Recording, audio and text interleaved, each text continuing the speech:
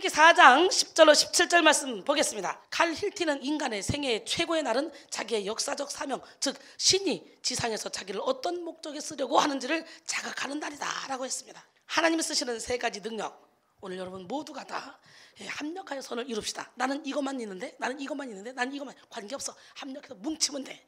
리빙스턴은 사람은 자기가 해야 할 사명이 있는 때까지는 죽지 않는다 이렇게 말했고요. 또 케이르케고르는 나의 사명을 깨닫는 것이 문제다. 내가 무엇을 하기를 신이 바라는지 이것이 아주 중요하다 그랬어요. 나에게 있어서 진리인 그러한 진리를 발견하고 내가 그것을 위해서 살고 또 그것을 위해서 죽을 수 있는 이념을 발견하는 것이 필요하다. 진리란 이념을 위해서 사는 것이다 라고 말했습니다. 여러분이 교회를 열심히 다니시다 보면 많이 듣기는 했지만 그 뜻이 애매모호한 것이 있어요. 그 중에 하나가 뭐냐? 사명이죠. 사명이라는 말과 비슷한 단어가 또 있죠. 소명. 여러분들이 많이 들어보신 말입니다. 사명감에 불탄다? 소명감을 가지고 살아야 된다. 우리가 교회 생활 속에서 많이 사용하기도 하고 또 많이 듣기도 하지만 정작 사명과 소명 이 단어의 차이를 모르는 경우가 있어요. 이 시간 그 차이가 무엇인지 알아보고 하나님이 우리를 통해 사명을 이루시기 하기 위해서 어떻게 역사하시는지 알아보는 시간을 갖기를 원합니다. 난 여러분 모두가 다 소명도 받으셨고 사명도 받으신 줄 믿습니다. 우리가 인생을 살다 보면요 중요한 것들이 참 많죠. 음식, 옷, 돈, 직장, 자동차, 학교, 친구, 애인 등등 수도 없이 많은 것들이 필요하죠. 그러나 가장 중요한 것은 뭐냐? 만남의 축복이에요. 우리가 만나는 사람, 우리가 만나는 책, 우리가 만나는 영화, 우리가 만나는 그런 게임 등등 수많은 만남이 우리 앞에 있는데 우리는 무엇과 만나냐, 누구와 만나냐에 따라서 인생이 완전히 달라집니다. 왜냐하면 만남을 통해서 우리 자신이 변하게 되기 때문이죠. 만남은 다른 말로 관계라고도 할 수 있는데요. 우리는 많은 것들과 만남을 가지며 살아갑니다. 근데 우리가 만남을 통해서 관계를 맺는 것들이 어떤 것이냐에 따라서 그 만남의 축복이 될 수도 있고 그 만남이 저주가 될 수도 있다는 거지. 잠언 13장 20절에 지혜로운 자와 동행하면 지혜를 얻고 미련한 자와 사귀면 해를 받느니라 그랬어요. 잠언 27장 17절에 보니까 철이 철을 날카롭게 하는 것처럼 사람이 그 친구의 얼굴을 빛나게 한다 그랬어요. 할렐루야. 여러 대상들이 있고 많은 만남이 있지만 가장 축복된 만남은 바로 하나님과의 만남이겠죠. 그렇기 때문에 지금 이 자리에 앉아있는 저와 여러분은 가장 축복된 사람들인 줄로 믿습니다. 하나님과의 만남이야말로 축복 중에 축복이고 기적 중에 기적입니다. 혹시 이 자리에도 아직도 하나님을 만나지 못한 분이 계시다면 꼭 그분과 인격적인 만남이 있으시기를 축복합니다. 우리가 하나님과 만나게 되면 반드시 또 만나게 되는 것이 있죠. 그것은 바로 하나님의 계획이죠. 하나님의 계획과 만나게 되는 거예요. 이것은 우리가 선택할 수 있는 것이 아니라 물 흐르듯이 자연스러운 것입니다. 그래서요 하나님을 만나게 되면 자연스럽게 나를 향하신 하나님의 계획과 만나게 되는 거예요. 하나님의 계획과의 만남, 이것이 조금 고상한 말로 표현하자면 바로 사명입니다. 한자의 뜻은 시킬사의 명할 명. 다시 설명드리면 사명이라는 것은 하나님께서 당신의 계획을 이루시기 위해서 우리 개인 우리 한 사람 한 사람에게 임무를 주시는 명령입니다. 그렇다면 소명은 무엇입니까? 소명의 한자 뜻은 부를 소의 명할 명, 즉 하나님의 계획을 위해서 부르시는 것을 소명이라 하죠. 여러분은 지금 이미 소명을 받은 분이고 여기서 성령을 받으면 여러분은 사명을 받은 분이라는 거예요. 할렐루야. 다시 말하면 죄악된 세상 속에서 죄인으로 살았던 나를 부르셔서 구원하신 것을 소명이라고 합니다. 소명과 사명 이 두 단어의 차이를 쉽게 설명드리자면 소명은 부르심이고 사명은 보내심입니다.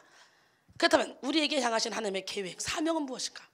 여러분이 예수를 믿고 그 은혜에 감격해서 이 자리에 나와 하나님께 예배를 드리는 것은 소명이고요. 여러분이 이 자리에서 기도와 말씀 가운데 하나님의 계획하심을 깨닫고 그 뜻대로 살려고 세상으로 나가는 것은 사명입니다. 그리고 그 방법이나 과정은 여러 가지가 있겠지만 최종적인 목적은 다 같다는 거. 뭡니까? 바로 선교입니다. 복음을 증거하는 거예요. 우리가 거듭남의 체험을 하고요, 은사가 열리고 영적인 이해가 있으면 그 다음에 우리는 공동 목표가 바로 영혼 살리는 일이에요. 선교하는 일이에요. 여러분이 하나님의 기쁨 되기를 원하십니까? 우리는 하나님의 기쁨이 되기를 원하고 나 주님의 기쁨 되기 원하네 라고 찬양도 부릅니다. 하나님을 기쁘게 하기 위해서는요 잃어버린 양을 찾아 주님께 앞에 갖다 드리는 거예요. 하나님이 가장 기뻐하는 것이 영혼 살리는 거예요. 누가복음 15장 7절에 내가 너에게 이르노니 이와 같이 죄인 한 사람이 회개하면 하늘에서는 회개할 것 없는 의인 99으로 말미암아 기뻐하는 것보다 더하리라 그랬어요. 야고보서 5장 19절 20절 보니까 내 형제들아 너희 중에 미혹되어 진리를 떠난 자를 누가 돌아서게 하면 너희가 할 것은 죄인을 미혹된 길에서 돌아서게 하는 자가 그의 영혼을 사망에서 구원할 것이며 허다한 죄를 덮을 것임이라. 하나님께서는요 한 영혼 한 영혼을 너무너무 소중하게 여기시고요 하나님은 한 사람도 실족하지 않기를 원하셔요. 디모데전서 2장 4절에 보니까 하나님은 모든 사람이 구원을 받으며 진리를 아는 데 이르기를 원하시느니라. 베드로서 3장 8절로 9절 보니까 하나님의 시간은 달라요. 하루가 천년 같고 천년이 하루 같게 하시는 분이에요. 그래서 어떤 이들은 주께서 더디 온다고 하는데 더디 오는 것이 아니라 참고 인내하고 기다린대요. 한 사람도 실족하지 않도록 다 돌아올 수 있도록. 아멘. 그러게 우리는 하나님의 기쁨이 되려면 지상명령인 영혼 구원에 최선을 다해야 됩니다.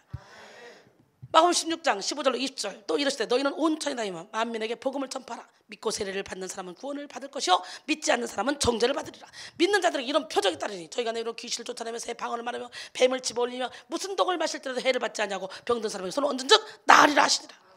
주 예수께서 말씀을 마치신 후에 하늘로 올려주사 하나님 우편에 앉으시는지라. 제자들이 나가 두루 전파할세 주께서 함께 역사하사 그 따르는 표적으로 말미암아 말씀을 확실히 증언하시니라. 할렐루야. 기적의 하나님, 능력의 하나님, 살아계신 하나님. 그 하나님 우리에게 이적과 기적과 표적을 허락하는 것은 복음을 확실히 증거하기 위함이에요. 증거하게 하기 위함.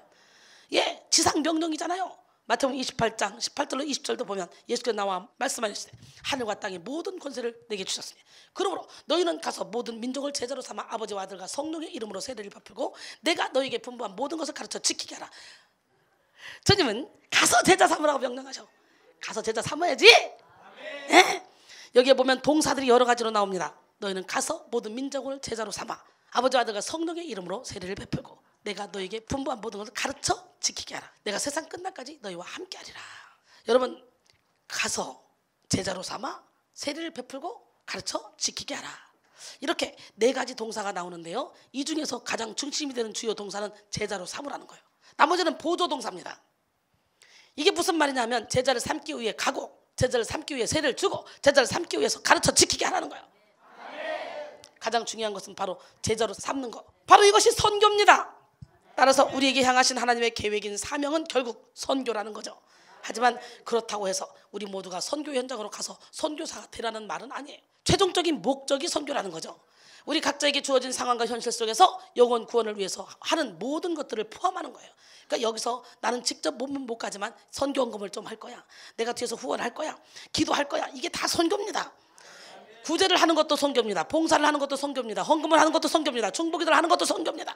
결국 하나님께서 우리에게 가지고 계신 계획, 사명은 영혼 구원을 위해서 우리가 살아가고 있는 삶의 현장 속에서 열심히 할 수 있는 모든 것들을 말하는 거예요. 여러분이 가진 능력과 달란트를 통해서 하나님의 선교 사업을 이루는데 귀하게 쓰임받기를 축복합니다. 우리가 하나님을 만나면 하나님의 계획을 만나게 되고 그 계획은 다른 말로 사명이라고 하며 그것을 선교라고 한다 그랬죠. 오늘 본문에도 이런 공식이 나타나게 됩니다. 본문 말씀은 여러분이 잘 아시는 말씀이죠. 출애굽기 3장, 4장은 모세가 하나님을 만나는 사건을 기록하고 있습니다. 모세는 이집트의 왕자였지만 애굽 사람 한 명 쳐 죽이고 도망자 신세가 되어 미디안 광야에서 40년 동안 유리방황하게 되죠. 그 40년이라는 세월 동안 십보라라는 아내를 만나고 작은 이드로의 양떼를 치고 있었습니다. 양치기로 40년 동안 살아갑니다. 그러다가 이제 나는 아무것도 할 수 없다. 늙기도 했죠. 어느 날 양을 몰아서 호렙산이라는 곳으로 가게 되는데요. 그곳에서 모세는 놀라운 광경을 보게 되죠. 떨기나무에 불이 붙었는데요. 신기하게도 그 불이 타지 않아요. 계속 붙어 있는 거예요. 근데 안 타니까 이상하니까 모세가 슬그머니 가서 구경하러 가는 거예요. 그때 하나님이 불꽃 같은 데서 나타나시는 거예요. 거기에서 모세는 하나님을 만나게 되고 하나님께서는 모세에게 하나님의 계획을 알려주십니다. 즉 사명을 주십니다.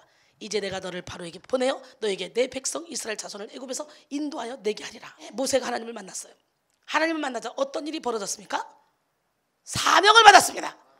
오늘 이 시간에 하나님을 만나면 사명을 받습니다. 기적의 하나님, 능력의 하나님, 누구 하나님? 그리고 그 사명의 내용은 이스라엘 백성을 이집트에서 건져내어 약속의 땅 가나안 땅으로 인도하라는 것입니다. 모세도 하나님을 만났고 선교라는 사명을 하나님께 부여받았습니다. 그 과정이 모세는 조금 독특할 뿐이지 저와 여러분과 똑같은 입장에 놓이게 된 것입니다. 자, 그런데 사명을 받은 모세의 반응에 우리가 주목해 볼 필요가 있죠. 왜냐하면 우리의 모습과 너무나도 같기 때문에. 그런데 모세의 반응은 어떻게 했습니까? 핑계를 대는 거야. 나 말 못하거든요.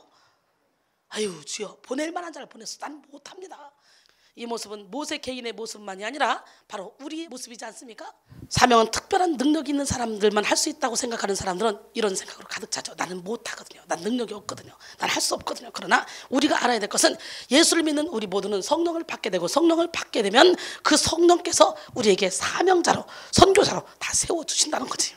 많은 사람들은 교회에서 무언가 직분이나 직책이 맡겨지면 제일 먼저 나오는 대답은 아우 제가 너무 부족해서요.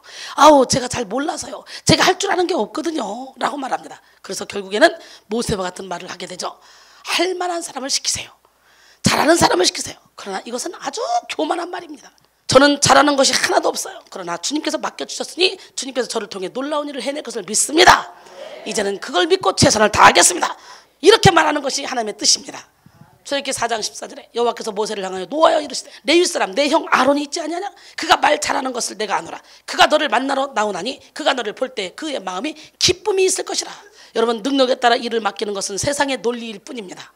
하나님의 일을 이루는 데 있어서는 아무런 도움이 되지 않습니다. 우리에게 주어진 사명은 결국 하나님의 일이지 사람의 일이 아닙니다. 여러분 한번 생각해 보세요. 사명이란 말은 결국 명령입니다. 명령. 이 명령은 위에서 아래로 내려오는 것이죠. 그렇다면 명령을 수행하는 사람이 중요합니까? 명령을 내리는 사람이 중요합니까? 명령을 내리는 사람이 중요하죠. 명령을 내릴 때는 도구를 주고 내리지 아무것도 모르는 사람한테 명령을 내립니까? 누가 명령을 내렸느냐에 따라서 그 명령을 수행하는 사람의 권위가 달라집니다. 그래서 대통령 비서실장은 대통령 같은 그런 권위를 가지고 일을 하잖아요. 사람들이 꼼짝 못하잖아요.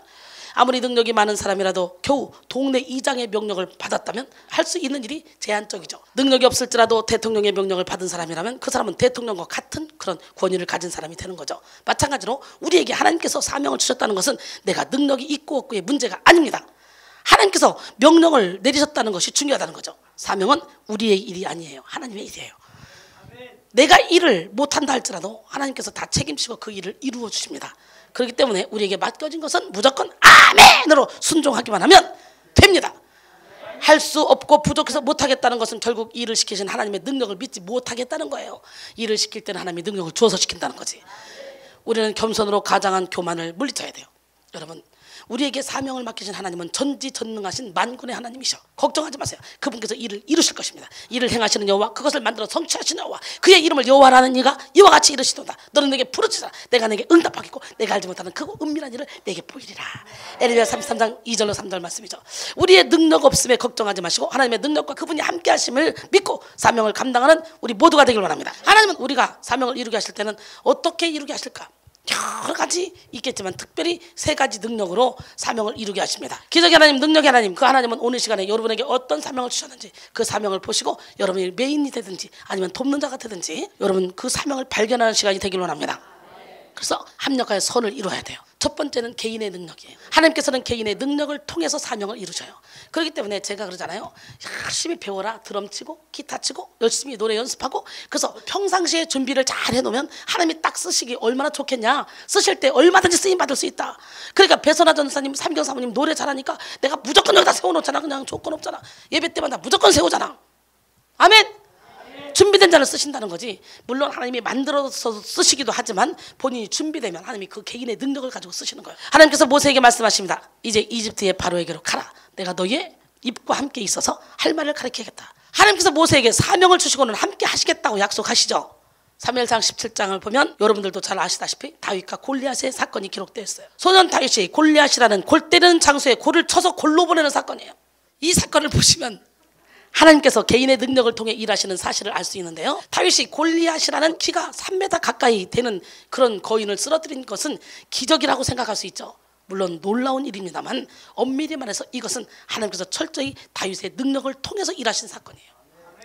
사무엘상 17장 34절로 36절 보니까 다윗이 사울에게 말하되 주의 종이 아버지의 양을 지킬 때에 사자나 곰이 와서 양떼에서 새끼를 물어가면 내가 따라가서 그것을 치고 그 입에서 새끼를 건져내었고 그것이 일어나 나를 해하고자 하면 내가 그 수염을 잡고 그것을 쳐 죽였나이다. 주의 종이 사자와 곰도 쳤은즉 살아계시는 하나님의 군대를 모욕하는 이 할례받지 않은 블레셋 사람이니까 그가 그 짐승의 하나와 같이 되리이다.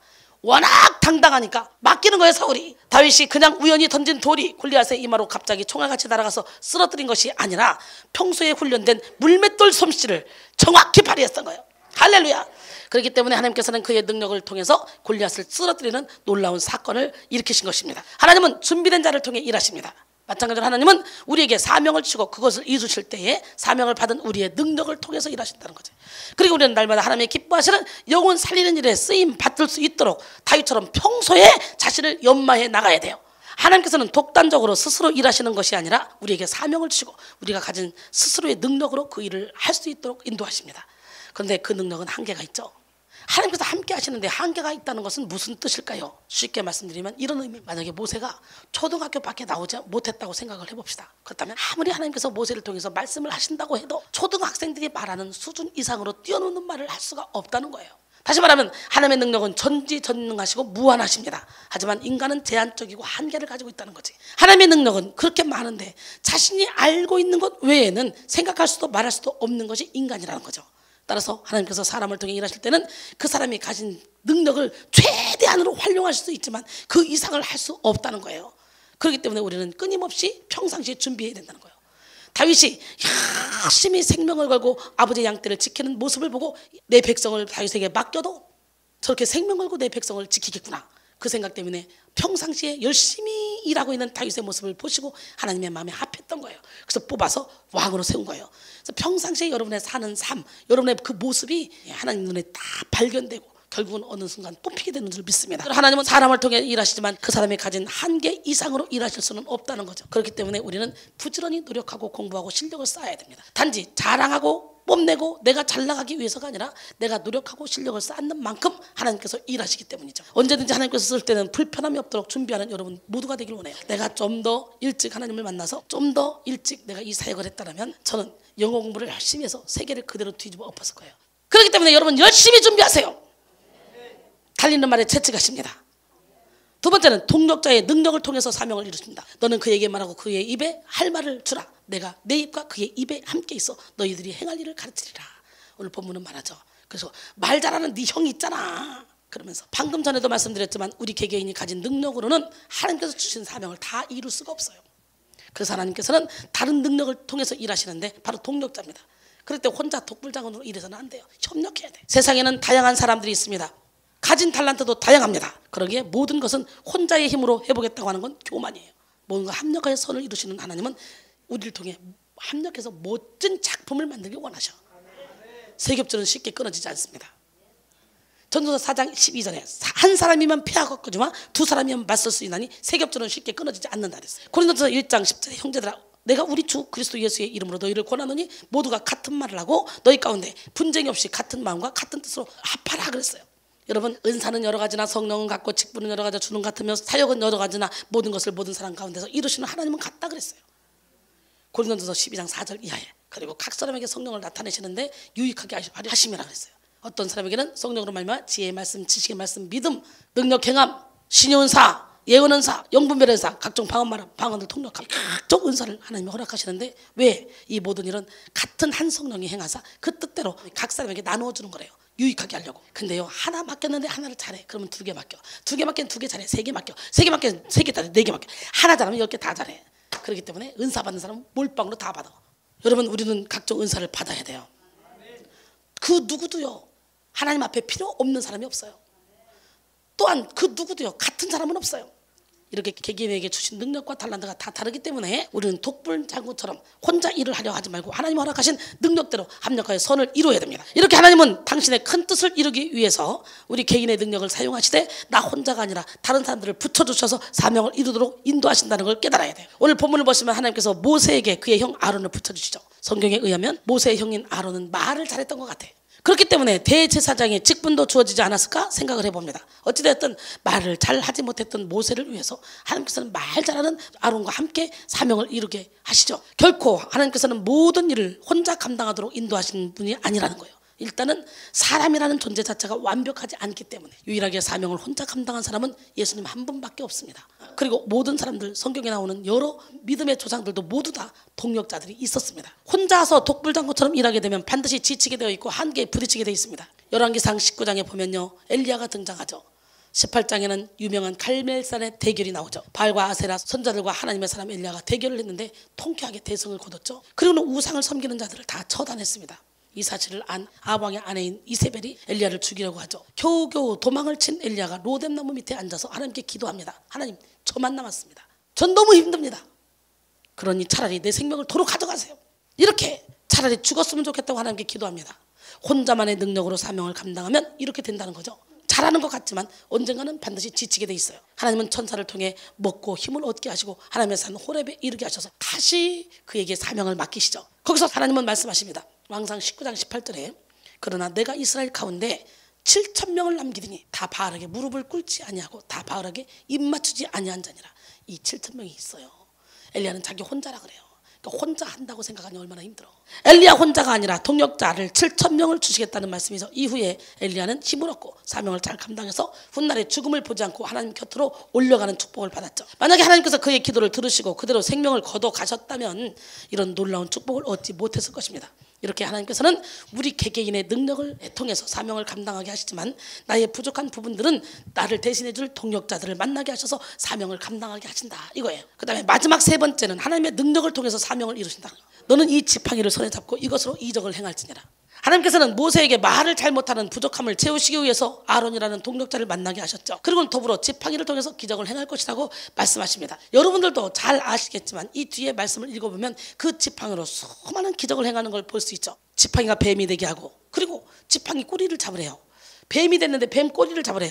여러분, 뱀 꼬리를 잡을 수 있어요? 뱀 꼬리 잡으면 당연히 떨떨해서 물어버리죠. 죽지. 그런데도 불구하고 이 모세는 뱀 꼬리를 잡습니다. 그랬더니 그거 뱀이 지팡이가 또 되는 거예요. 그러면서 그 뱀을 가지고 수많은 이적과 기적과 표적을 나타내지. 피계 이파, 악도, 우매 흑장, 10가지 재앙을 비롯해서 홍해를 가르기 시작하고 반석에 물이 나기 시작. 이런 역사를 일으키지. 여러분에게 지팡이는 무엇입니까?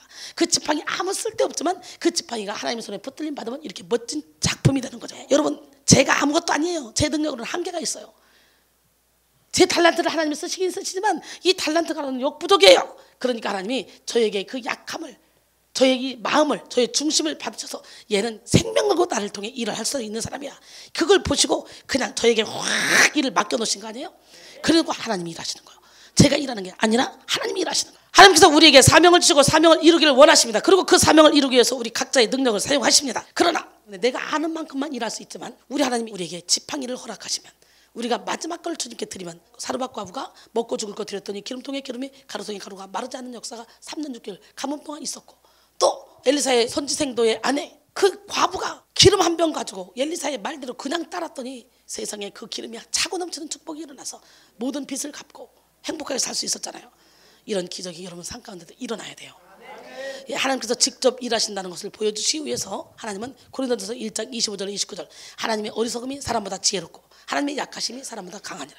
형제들아, 너희를 부르심을 보라. 육체를 따라 지혜로운 자가 많지 않냐며 능한 자가 많지 않냐며 문벌 좋은 자가 많지 않냐도다. 그러나 하나님께서 세상에 미련한 것들을 택하사 지혜 있는 자들을 부끄럽게 하려 하시고 세상에 약한 것들을 택하사 강한 것들을 부끄럽게 하려 하시며 하나님께서 세상에 천한 것들과 멸시받는 것과 없는 것들을 택하사 있는 것들을 폐하려 하시나니 이는 아무 육체도 하나님 앞에서 자랑하지 못하게 하려 함이라 그랬어요.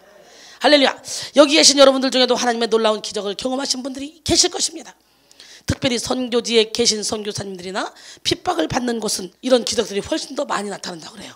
그만큼 인간의 능력으로 할 수 있는 것은 한계가 있기 때문에 우리는 이 기적을 일으켜야 돼요. 나의 지팡이를 주님께 드려야 돼요.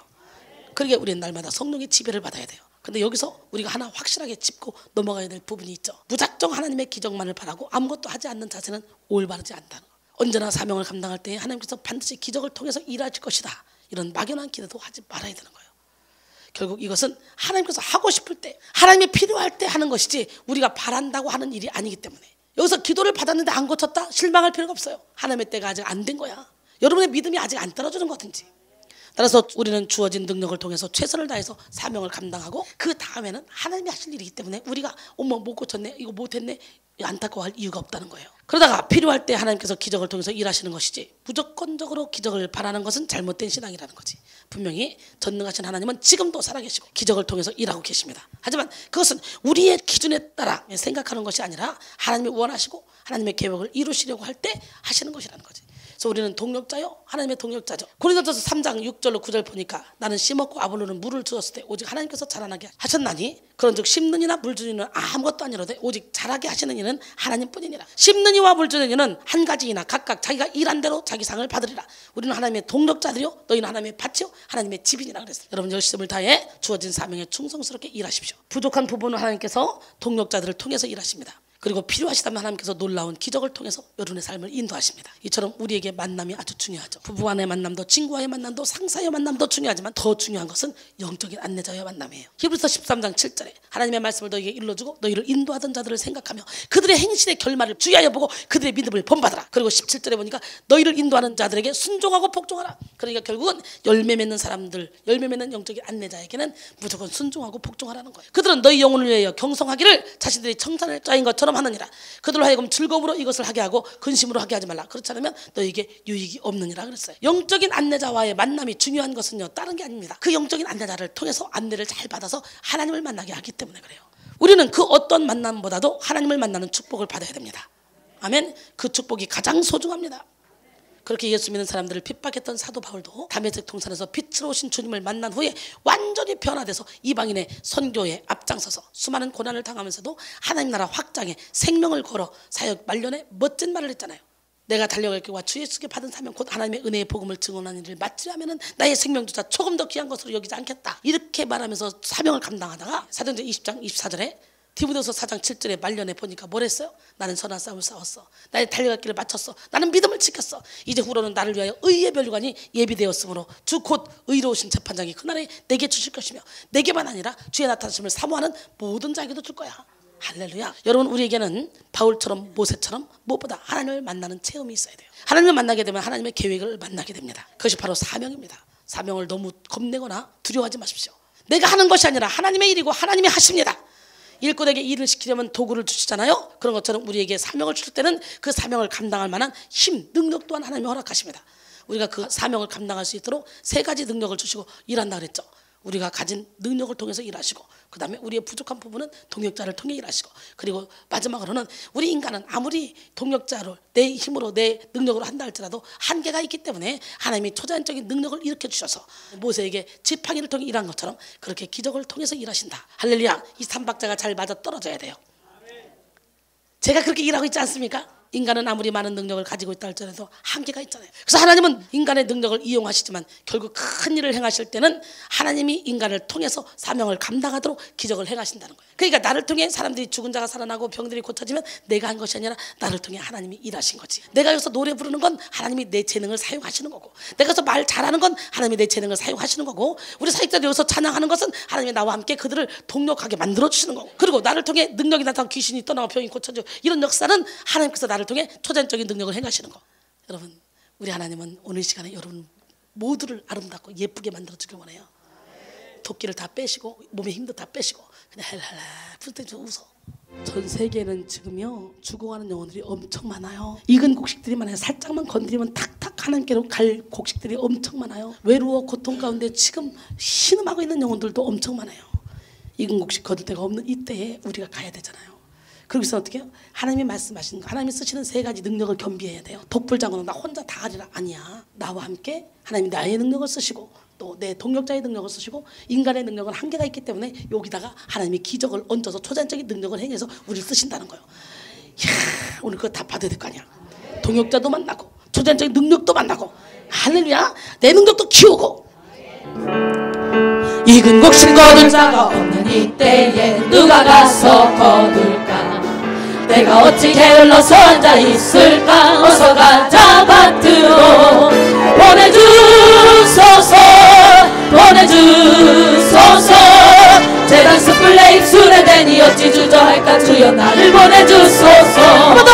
익은 곡식 거둘 자가 없는 이때에 누가 가서 거둘까? 내가 어찌 게을러서 앉아 있을까? 어서 가자 밭으로 보내주